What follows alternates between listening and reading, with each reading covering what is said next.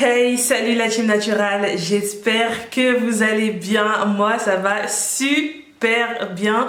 Je suis ravie de vous retrouver aujourd'hui pour une nouvelle vidéo. Donc aujourd'hui je vais répondre à vos questions. Je pense que vous avez vu le titre. Donc il y a quelques jours j'ai fait une petite foire à questions sur Instagram et je vous avais dit que j'allais répondre dans une vidéo YouTube. Et du coup je réponds à toutes les questions qui m'ont été posées dans la foire à questions, les questions qui m'ont été posées aussi en message privé, que ce soit aussi sur YouTube, que ce soit sur Facebook et ailleurs. Je réponds à toutes vos questions. Je sais qu'il y a beaucoup de curieuses entre vous parce que depuis que j'ai commencé ma chaîne, je n'ai jamais fait de présentation, je n'ai jamais parlé de moi et je sais que ça peut intéresser certaines de me connaître un petit peu plus. Donc c'est le but de cette vidéo afin que vous puissiez mieux me connaître et voilà, pour qu'on puisse évoluer ensemble. Je me suis dit que pourquoi pas faire une petite foire à questions afin de répondre à toutes vos questions. Logique. C'est parti, on va commencer.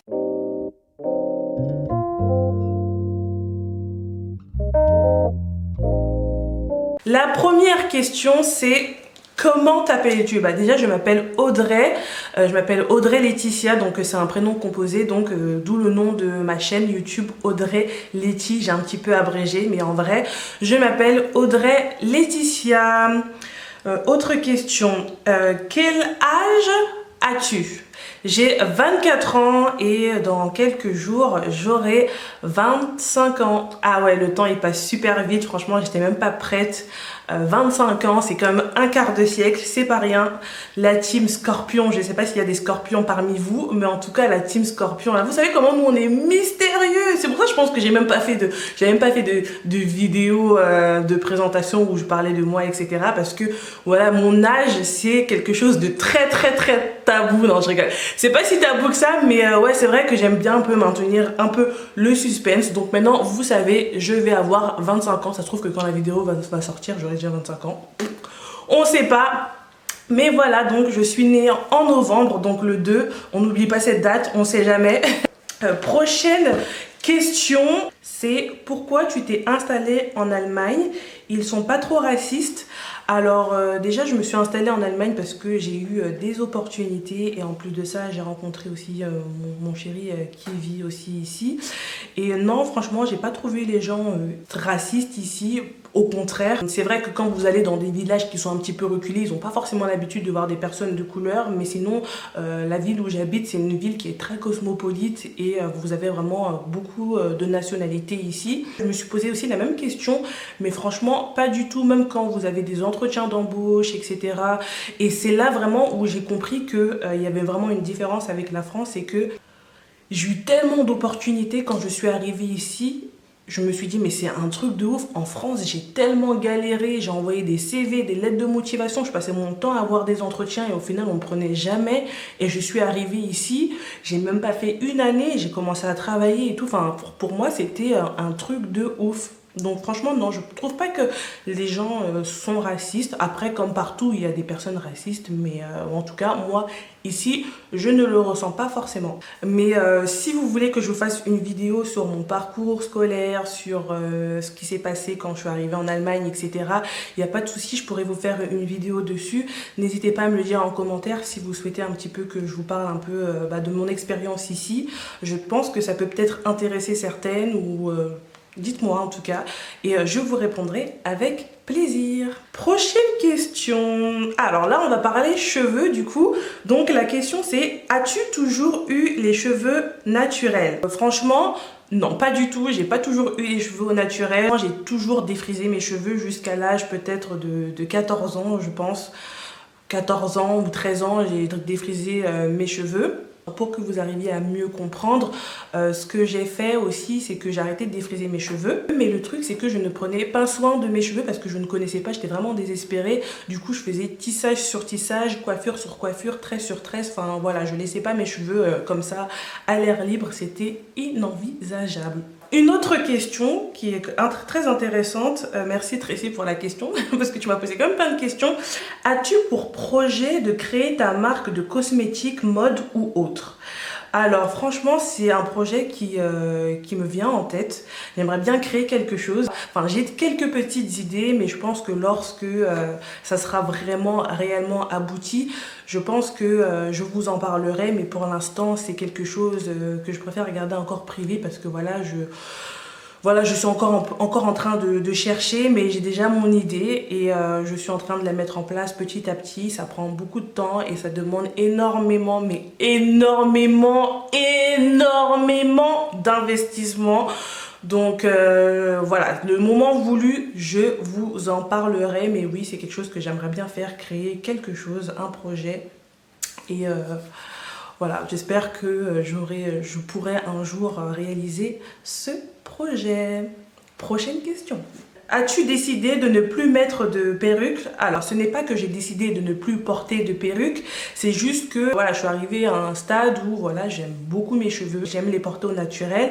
Après, c'est vrai que si je porte des perruques, j'aimerais porter des perruques qui ressemblent à mes cheveux en fait. Tout ce qui est lisse, c'est plus trop mon délire, mais si voilà, je trouve des perruques qui ressemblent à mes cheveux, why not? Mais sinon, tout ce qui est lisse, genre couleur rose et tout, enfin, je suis pas dedans quoi. C'est pas du tout mon délire. Je trouve ça très beau porté sur d'autres personnes. Je vais pas vous mentir, avant je saignais les perruques. Déjà que j'en faisais moi-même. J'ai travaillé ici en Allemagne dans un salon de coiffure un peu luxueux et tout. Et ouais, c'est vrai que je faisais beaucoup de perruques. Et j'en portais également. Mais maintenant, c'est plus quelque chose qui m'intéresse. Voilà. Alors là, ça c'est une question qu'on me pose mais tout le temps. Franchement, avant que je réponde à cette question, tu vas d'abord me dire en commentaire, ok? Donc la question c'est de quelle origine es-tu? Donc à votre avis, je suis de quelle origine? Répondez en commentaire, mettez pause et dites-moi. Comme ça, je vais voir ce que vous avez pensé. Je suis d'origine camerounaise. Je vais préciser mon ethnie parce que je pense que ça intéresse aussi. Donc, je suis d'ethnie Bamileke du côté de mon père et Bassa du côté de ma mère, Bassa Bakoko. Pour ceux qui demandent à chaque fois, est-ce que tu es métisse? Est-ce que tu es ceci? Est-ce que tu es cela? Non, je ne suis pas métisse. Je suis carteron, mais je ne suis pas métisse. Une autre question qu'on m'a posée, c'est est-ce que la France te manque?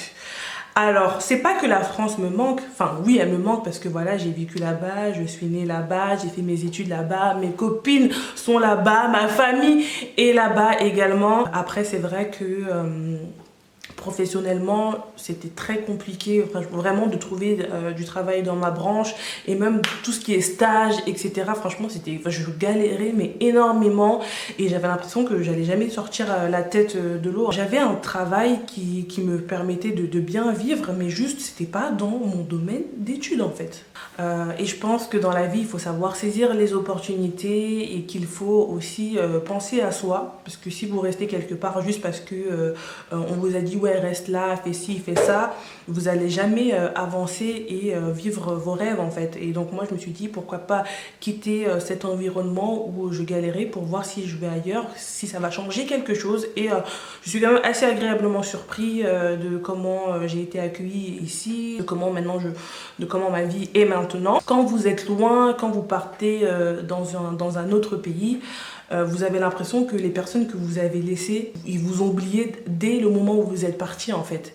Et c'est vrai que il y a des moments où je me sentais un petit peu seule et tout, machin. Dans la vie, vous rencontrez des gens, après vous rencontrez d'autres personnes, ainsi de suite. Et voilà, ainsi la vie est faite. Alors une autre question aussi très intéressante, c'est pourquoi as-tu décidé de créer une chaîne YouTube?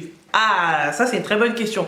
Alors pourquoi j'ai décidé de créer une chaîne YouTube? Tout d'abord parce que j'ai appris à prendre soin de mes cheveux parce qu'avant j'avais pas les cheveux naturels, que des fois on m'a arrêté dans la rue pour me dire ah oui vous avez des beaux cheveux, qu'est-ce que vous faites sur vos cheveux? En créant cette chaîne YouTube, je me suis dit que j'aurais pu aider toutes les personnes qui me ressemblent de ma communauté à prendre soin de leurs cheveux. Et je pense que en format vidéo c'est la meilleure façon de le montrer. La seconde raison pour laquelle j'ai décidé de créer cette chaîne YouTube, très sincèrement, je me sentais très seule pendant un moment Et je me suis dit qu'en créant cette chaîne YouTube, ça me permettrait d'être toujours connectée avec la France et avec les personnes qui sont francophones en fait. Parce que quand vous êtes dans un pays qui est étranger, vous ne parlez pas votre langue, vous n'avez pas forcément d'amis à qui parler. Et je me suis dit qu'en faisant cette chaîne YouTube, bah, ça me permettrait de rester toujours connectée et de pratiquer toujours mon français. Voilà.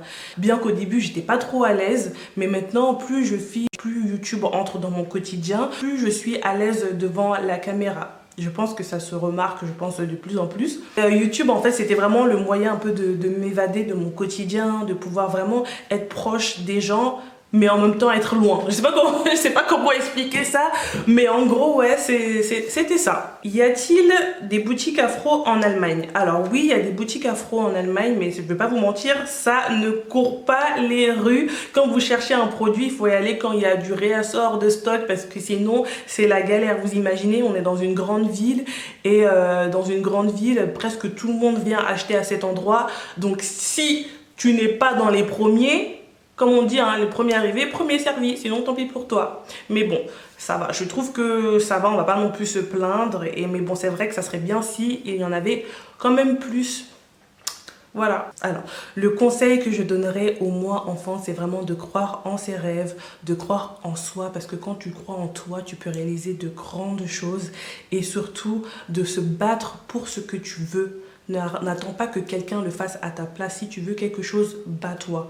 Parce que personne ne le fera mieux que toi ou à ta manière. Donc fais-le toi-même et restez avec des personnes qui vous élèvent. Je pense que c'est aussi important. Votre cercle d'amis, les personnes qui vous entourent vont vous donner le ton de votre vie. Je sais qu'en ces périodes, c'est très compliqué. Les gens sont beaucoup distants. Depuis l'arrivée des réseaux sociaux, on ne pense plus à prendre des nouvelles de nos proches. On se dit que bon, voilà, on l'a vu sur une photo, on l'a vu dans une vidéo, ça veut dire que tout va bien. Mais non, parfois, juste un appel, juste un petit message, ça peut faire plaisir. Je sais que là, je change un peu de sujet. Juste un petit message, juste un petit audio, ça peut faire du bien. Vous ne connaissez pas la situation de la personne actuellement et je pense que ça peut faire du bien. Voilà, donc je pense qu'on va finir sur cette note et j'espère que cette vidéo vous aura plu. Si vous avez d'autres questions que vous voulez savoir, n'hésitez pas à me les poser en commentaire. Et si je ne vous réponds pas en commentaire, ça sera peut-être dans la prochaine vidéo. Je vous fais de gros bisous et je vous dis à très bientôt les girls sur Audrey Letty Natural. Bye bye.